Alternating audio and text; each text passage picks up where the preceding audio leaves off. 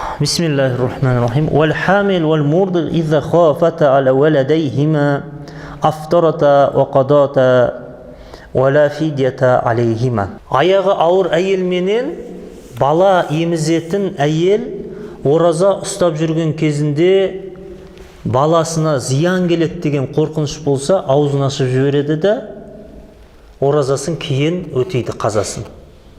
Кафарат деген жоқ, әдейі ашып жіберіп тұр ғой. Әдейі ашып жіберіп тұрса да Рамазан ішінде кафарат болмайды. Неге? Өйткені үзір себепті ашып тұр.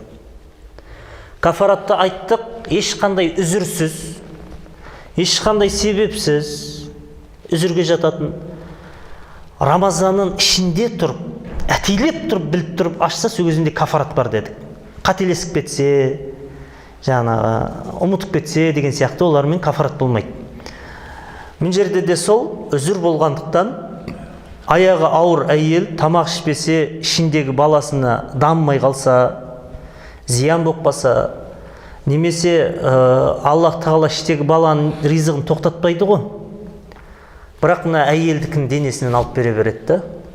Ана керекті витаминдер жемесе, ана әйелдердің тістері түсіп қалатын, шаштары түсіп қалатын. Өйткені әйелдің денесіндегі керекті нәрсені Аллах тағала баланың ризығын тоқтатпайды. Балаға жібере береді.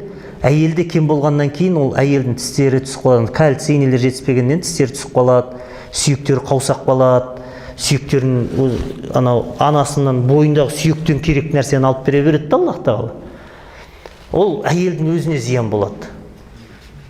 Түсінікті ме? Ол ертең сөйтіп келіп балаға да әсері тиюі мүмкін кейін.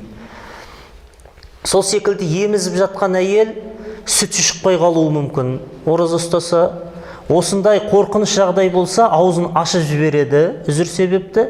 Кейін Рамазаннан кейін, баласын емізіп болғаннан кейін, баласын туып, емізіп болғаннан кейін бірнеше жыл жиналып қалуы да мүмкін.